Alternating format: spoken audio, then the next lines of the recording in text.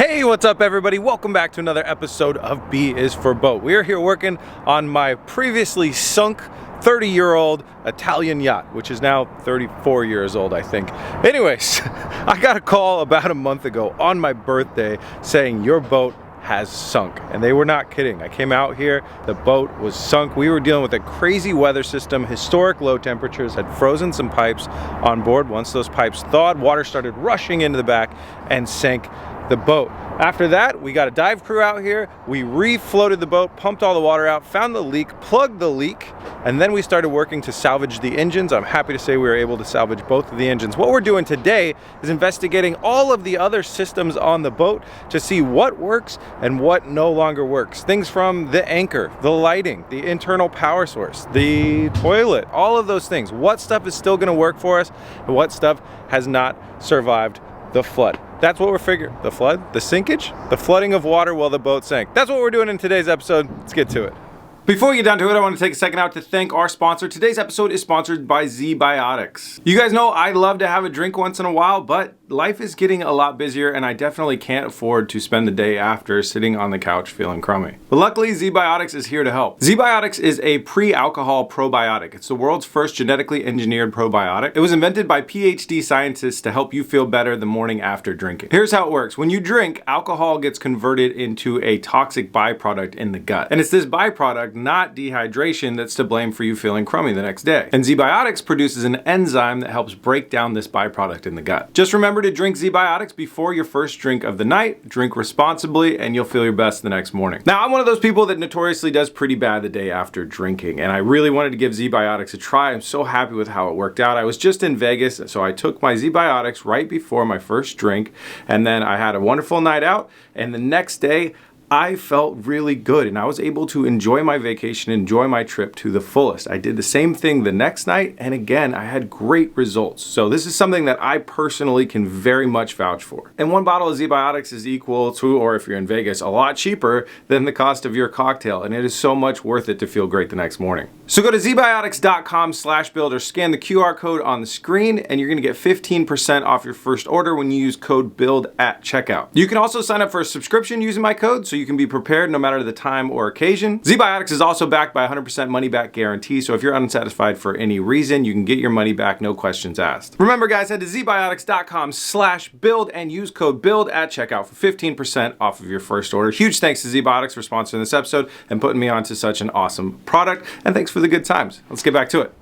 Usually we say ugly early. This time I think we're gonna call it boring early. I'm gonna get started on wiring. If you look right down there, there's a little relay block that we talked about in the last episode. It got damaged with the water.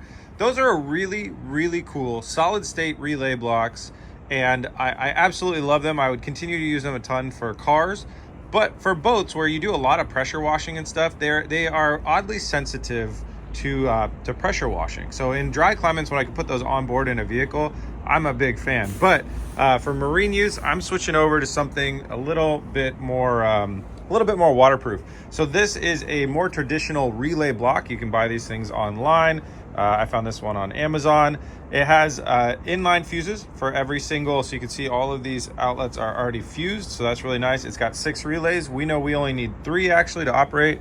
But that's really great. I've got the rest of my wiring kit here. The one thing I wanted to show you is it's down there, but it's got a waterproof lid that goes onto this. The whole back is waterproof. It's absolutely not going to survive something like a sinking, but as we're washing the decks off and we're doing like different pressure washing jobs and stuff like that, if it gets drips, drops, or overspray on it, I fully think that this thing will survive. Also, it's nice to have redundancy. If something goes out, we can always pick up more of these relays and fuses, and there's something cheap to keep on board. So I made the call to switch to a older, little dumber technology that I think is going to be a little bit more robust. Now, what that means is we have an absolute ton of wiring to do, because that one is super simple. It's like put in your trigger wire, put in your output wire, and you have one power input. This one is going to be a lot more. So I'm going to jump down. It's probably going to take a few hours to rewire each side of the boat. Also, another note, always good. You can see down there on those wires, there's little labels on each wire. I labeled those when we built the boat. I kept a note in my documents of which each wire goes to and everything. That is an absolute lifesaver if you find yourself in a headache like this where you're rewiring your entire engine system.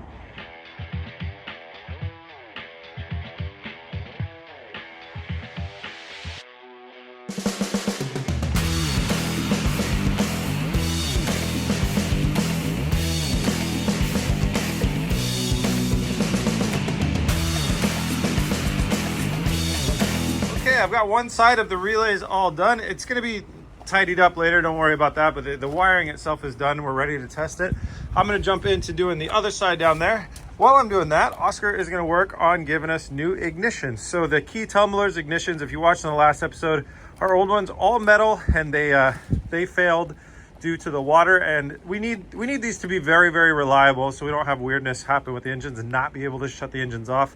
I find that to be kind of dangerous and sketchy. So we've got 2 new key tumblers, and we're going to go ahead and install these now. It's a really simple install. We're just going to be basically transferring the wires off the backs of the other ones and then putting these in the holes and tightening them down.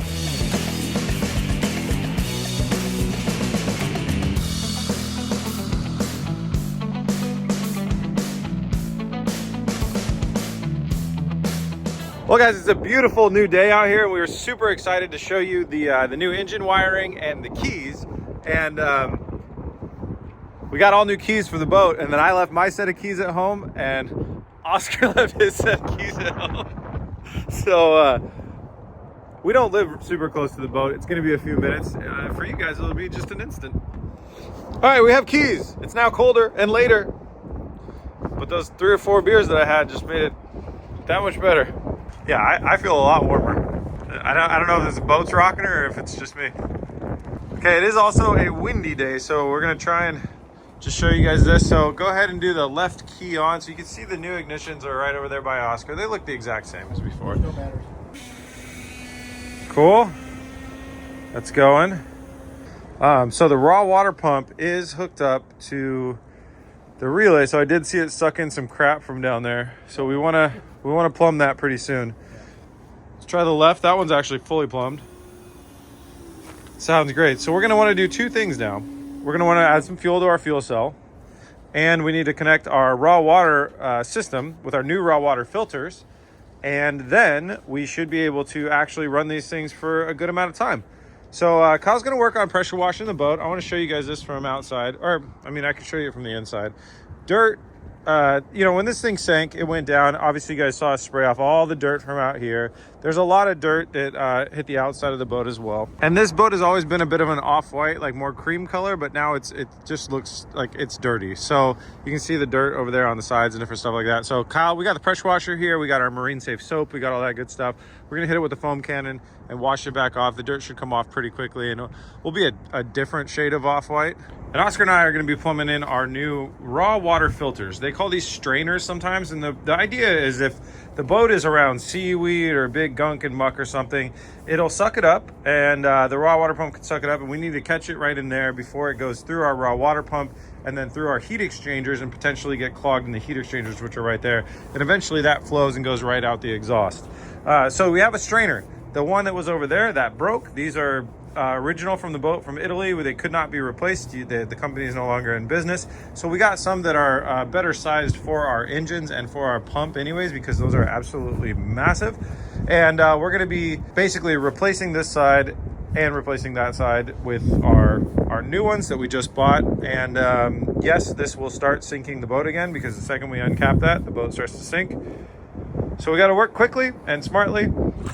Oscar, you care to tell the people back home what you're doing here?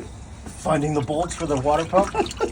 So our bolt storage mechanism for the water pump was underneath the water. I just see Oscar digging around in the mud. Oh, we will get this bilge cleaned out, I promise. It's just it's a process of how to do it, because there is a few different contaminants. Hey, washers. That is one of them. Oh my gosh. Okay, so that's the bolts.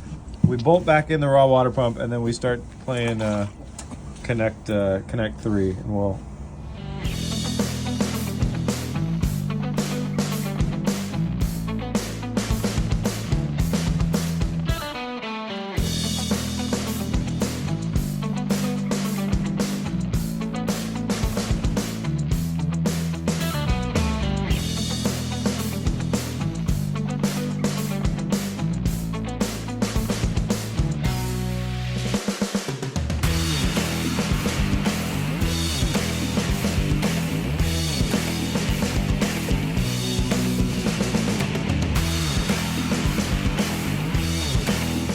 Okay, we got the raw water system fully plumbed. We left the boat over the weekend and it did not sink again, which is a great sign. But now it's time to start testing things. I think with that being done, that means we should be able to fire up our engines in the real way. They both have their own ECU now. Everything's all plugged in, everything's plumbed in. So when we turn the key to on, it'll prime the raw water system and we'll start to see it come out the exhaust. That'll be good. And then when we fire it up, we'll be watching for it to come out the exhaust too. And we're hoping that we can get both these engines to idle and sit nicely, and we'll let them run a full heat cycle. If all goes well, you know. Should we go ahead and try running the engines? Sure. Okay. Yeah. Yeah, go ahead and start the left. And Got nothing for start. no starting, huh? Okay. You want to try and just kick the right one then? Okay. Nothing? Nothing. All right. We officially did something wrong. You just checked Oh. the voltage, right?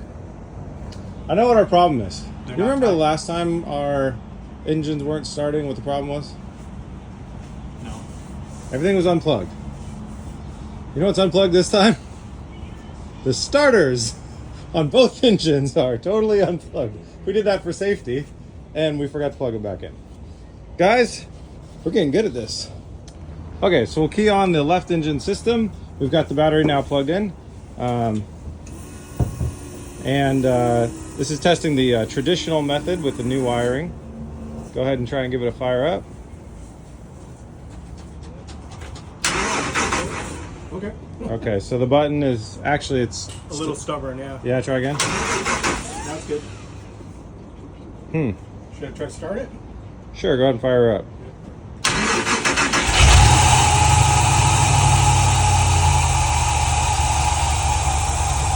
All right, let's look for water. There we go. Raw water pumps are running. Pump some of that mud out of there. You can see it's getting quieter. Yeah, now they're really running. Great. Yeah, they're running now. Okay, let's go ahead and cut it. Sweet. Now, the thing is, though, is first time we did touch that starter button, it did not work perfectly. No. It took a lot of pushing. Well, now I can show you.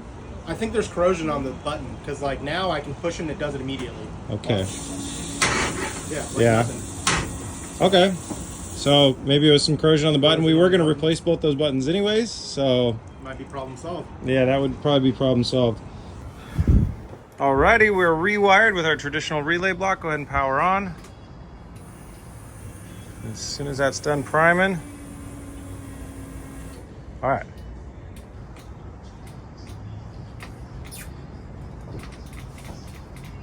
Why?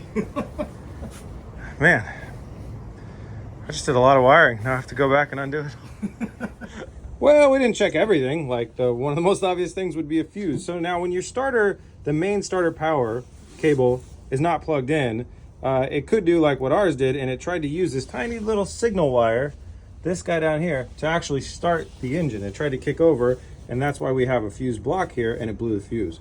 So we'll go ahead and replace this fuse with another 10 amp. That seems to be a real good amperage to keep everything safe. Okay. Another try. Yeah.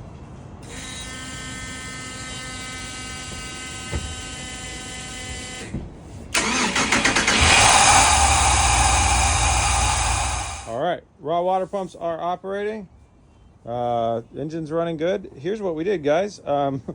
We took the ECU that was running on that engine, we put it over here. So I must have done something wrong with the tune for this guy, because it's yeah, I must have had something calibrated wrong. That's really easy. I don't actually have my tuning laptop with me. I forgot to bring it, so I'll take that that ECU home. Actually, I have to bring the ECU here. Plug it in, download it off there, upload it onto here, and we'll have matching ones, and that will be glorious. Now that we've got the engines running how we would like them, it's time to start looking at what other stuff doesn't work on this boat. It's time to start testing other things. So first thing that we're going to test are our Holly screens for our engines. These are our dashboards. One goes to each engine. We dehumidified the crap out of these things. We put them in a dehumidifier for days. We did a bunch of different stuff with mixed results.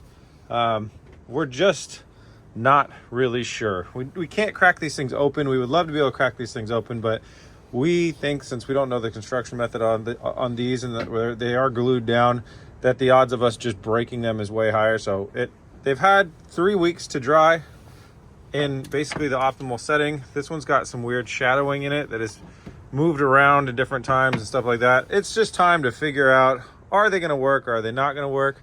That looks like it's almost got a little salt in there or something. Now this is fresh water, we should mention. The boat sank in fresh water, it's not salt water. We see that a lot in the comments.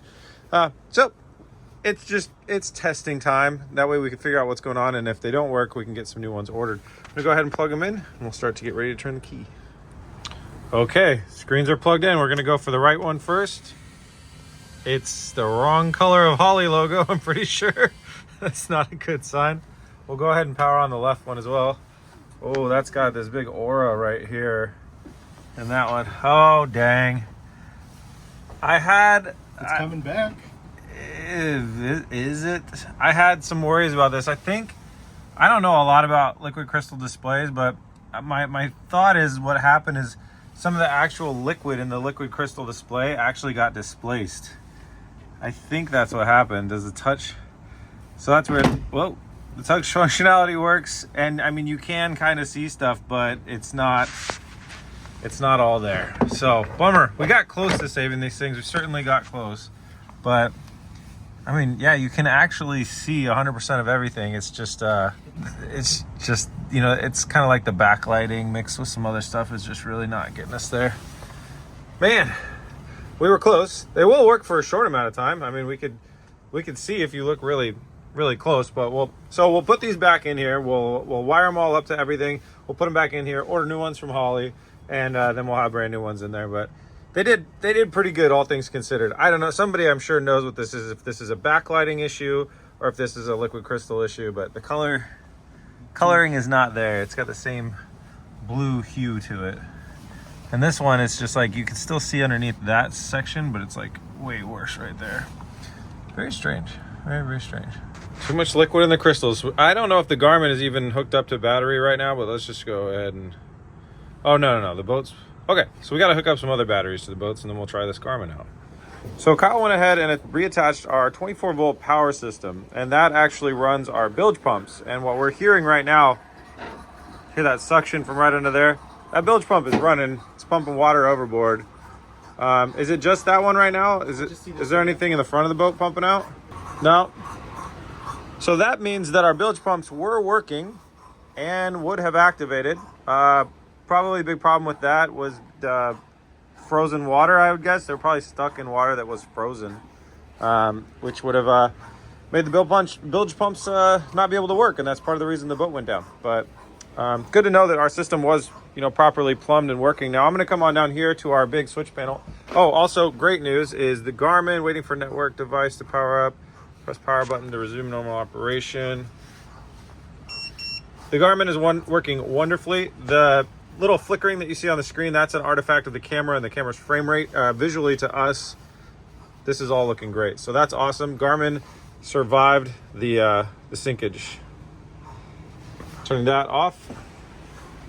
Gonna come down here. So this is a really cool thing and a really good thing that we got the, let me turn on some light here. So that's the bilge pumps off. That's Kyle testing the float alarm. So what this means is we're gonna get basically our onboard bilge pump system back up and operational right now. So let's go ahead, and I'm gonna turn these back on now. So that they were left on, automatic, which is how we left it. We can see our voltage. I don't exactly remember how to operate all that, but that's a really good sign. So we're gonna play around with the bilge pumps right now and make sure that those are working.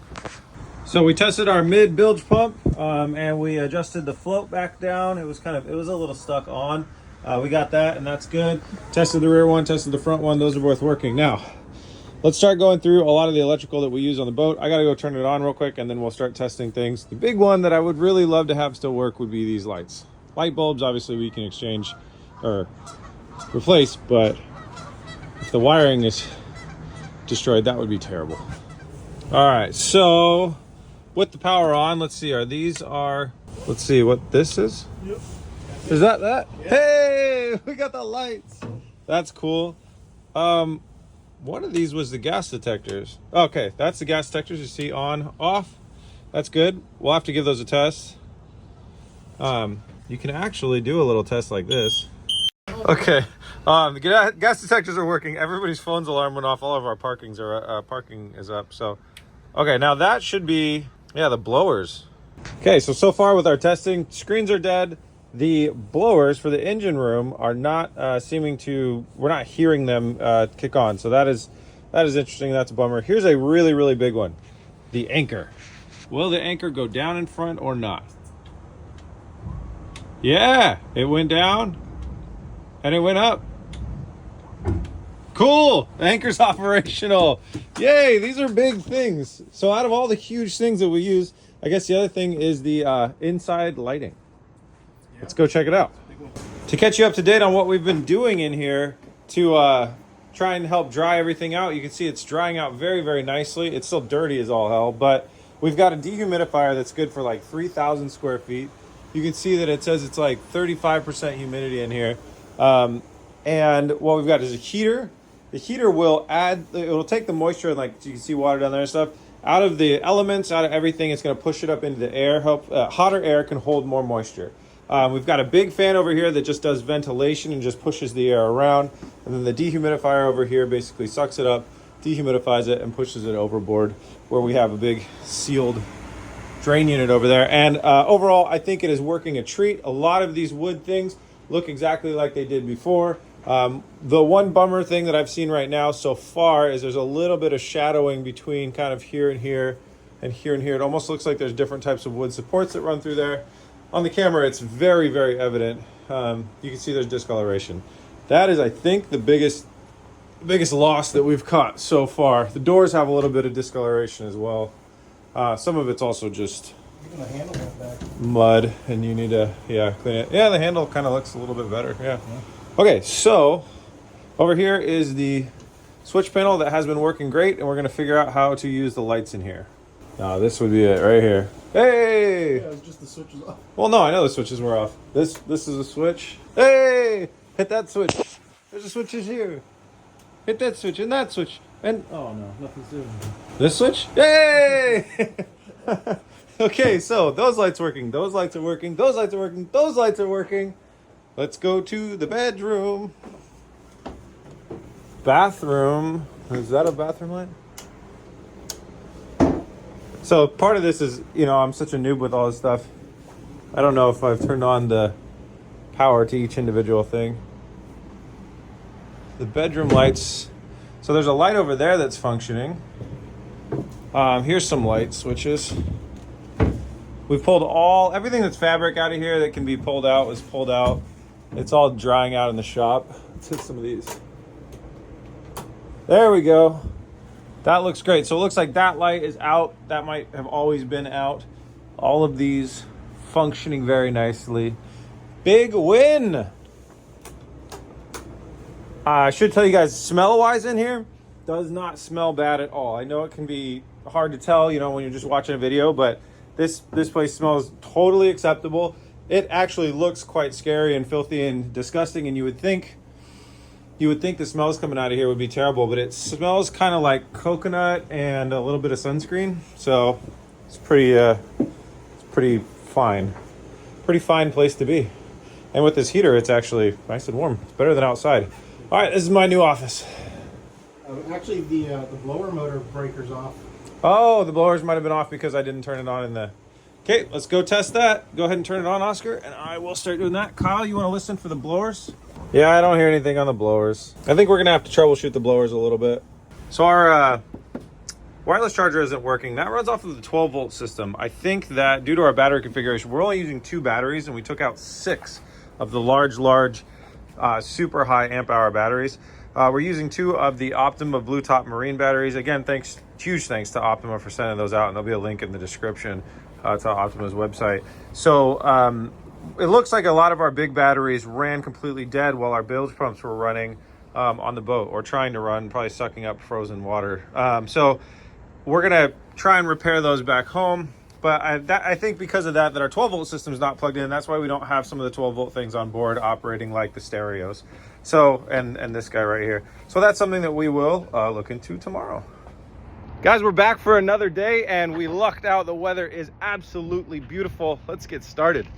We did a little bit more wiring up, so now we've got one battery bank over there and one battery bank over there. Those are two 24-volt battery banks, I think totaling about 300 amp hours of batteries. And that one is plugged into the 12-volt system. So now we know we have power running through the 12-volt system. We were looking at this, what I thought was an indestructible stereo that we've had really good luck with, and it wasn't operating. And I found out that one of the cables got broke on the back of the plug. So we're gonna try and put this cable does have 12 volts going to it. So we're gonna try and put this cable back in its pin. So got a little bit of corrosion on it. Plug it back in the back of the stereo and see if it works. Well, honestly, the stereo looks like it needs to be replaced anyways, but we got the power to it. Now let's go ahead and go over here. This thing sat for like multiple years in the rain, and it always came back for us, but it's a goner. All right, chalk that one up on the need to replace list. I do like this model though. I might just try and order the exact same model. All right, next stereo. This guy right here, they got replaced at the same time. It's like 4 screws right here. We pop these screws off and we can start looking into this thing and seeing, it's not powering up right now. It's kind of same story. What we'll do is we'll verify if it was getting power, and then, we're gonna need a smaller screwdriver. Yeah, I was just looking at that. We're gonna verify if it does have power, and then if there was power going to it, we will assume it has perished.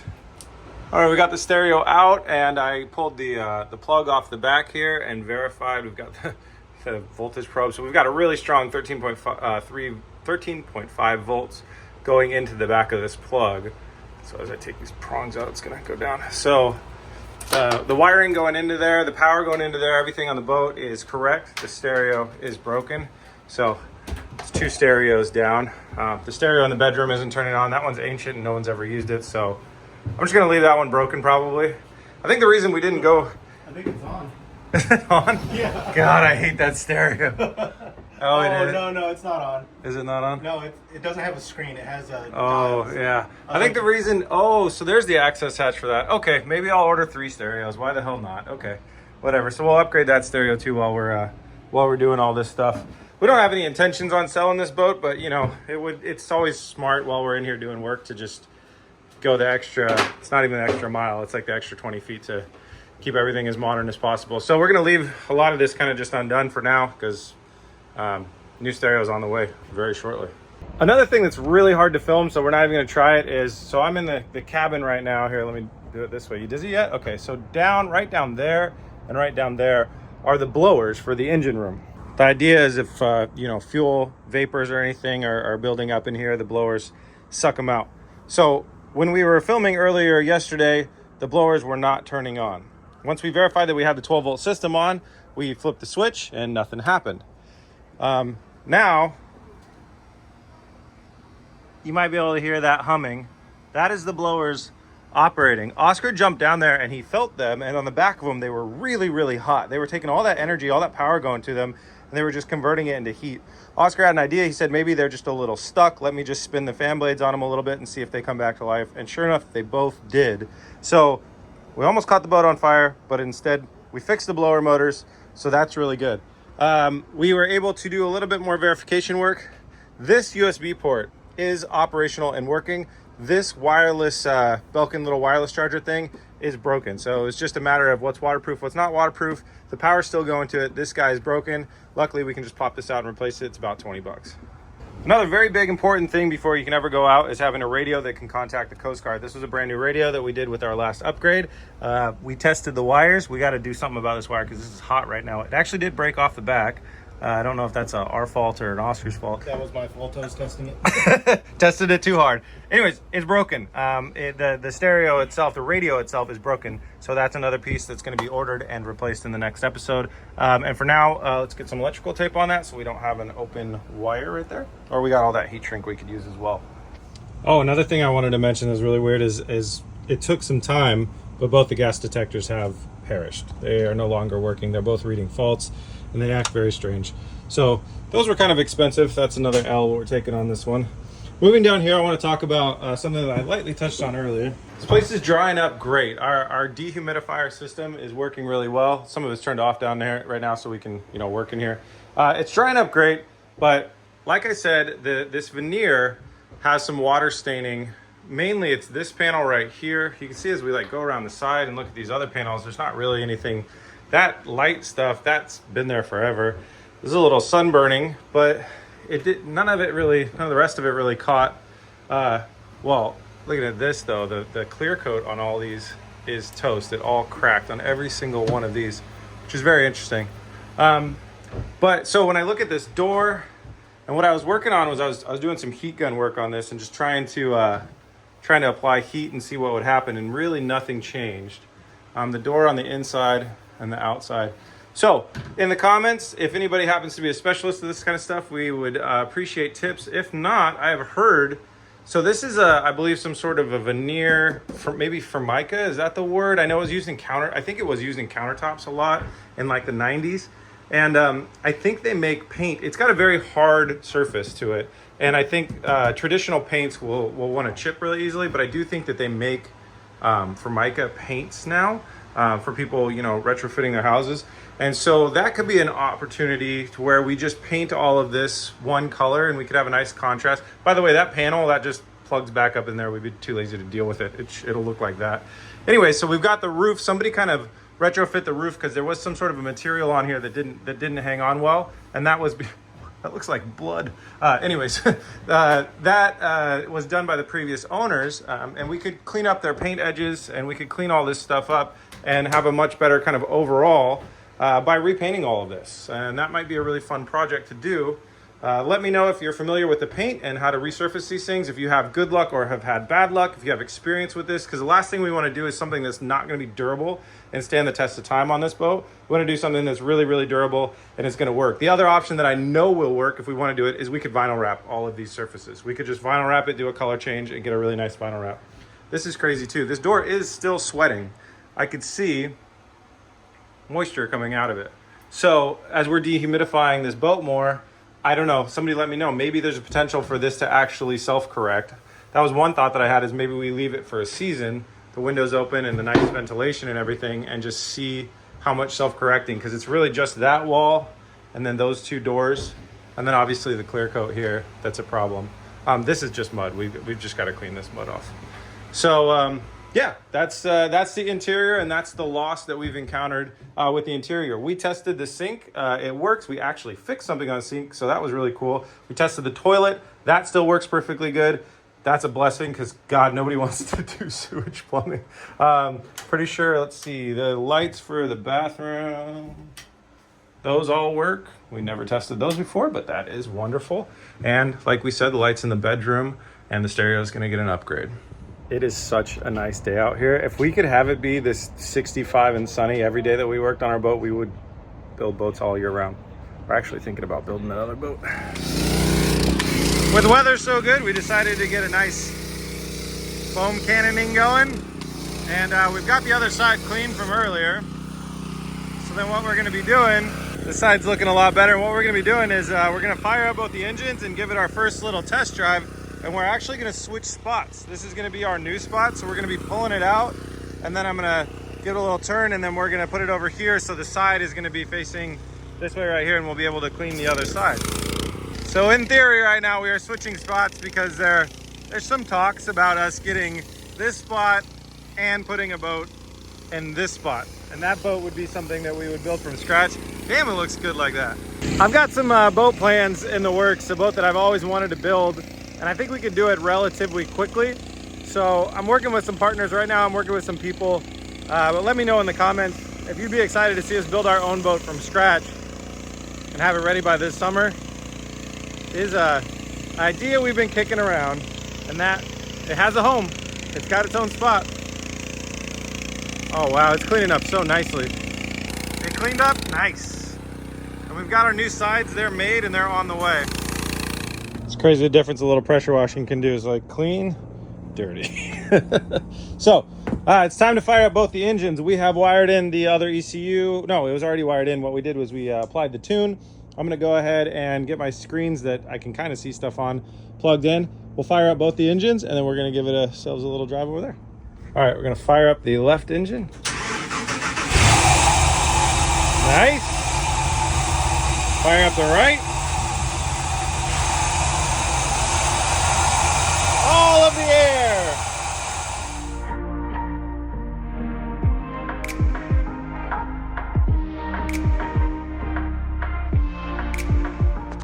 All right, we've moved spots. I'm not gonna lie, that was a little stressful. The transes, we did a transmission flush because there was water in there, and they sound like garbage right now. So new filters, another flush, guarantee we need that happening. But we made it over into our new spot. All right, guys, well, that is everything that we lost when my boat sank. In the next episode, we're gonna work on replacing all that stuff, fixing it all up, getting the boat in running good condition, and get it out on the river to do a nice little run around and make sure that it's driving and running properly. Because right now I can tell you the tune is super rough, the trans are super mad. We got a little bit more work to do, and we gotta take it for a test drive to make sure that it is 100% seaworthy. So please make sure you subscribe so you don't miss any of that, and we'll see you guys on the next one. Peace! Come on!